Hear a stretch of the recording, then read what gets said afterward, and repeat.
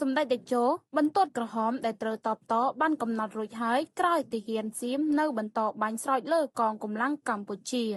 សម្ដេចតេជោហ៊ុនសែននាយឧត្តមសេនីយ៍ផុតលេខកាយមាស5បានចេញបទបញ្ជាដល់កងកម្លាំងជួរមុខទាំងអស់ត្រូវមានការអត់ធ្មត់ក្រោយទាហានសៀមឈ្លានពានកំពុងប្រើអាវុធគ្រប់ប្រភេទបាញ់មកលើកម្ពុជា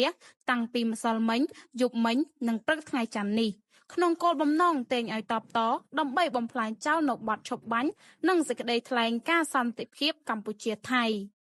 សម្ដេចតេជោបញ្ជាក់នៅលើបណ្ដាញសង្គម Facebook នៅព្រឹកថ្ងៃច័ន្ទយ៉ាងដូចនេះថា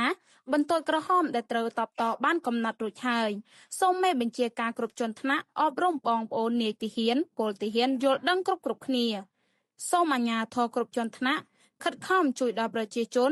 ដែលភៀសសឹកចេញពីតំបន់គ្រោះថ្នាក់មកកាន់តំបន់មានសុវត្ថិភាពសម្ដេចតេជោថ្លែងថាសម្ដេចបានលុបចោលកម្មវិធីការងារផ្សេងៗទៀតអស់ហើយដើម្បីមករួមជាមួយនាយករដ្ឋមន្ត្រីបញ្ជាលើកងកម្លាំងប្រដាប់អាវុធទប់ទល់ជាមួយការឈ្លានពានសូមការយោគយល់ពីភ្ញៀវជាតិនិងអន្តរជាតិដែលមិនអាចជួបសម្ដេចបានទន្ទឹមគ្នានេះសម្ដេចតេជោបានស្នើសុំកីឡាករនីដែលទៅចូលរួមការប្រកួតស៊ីហ្គេមលើកទី33នៅប្រទេសថៃ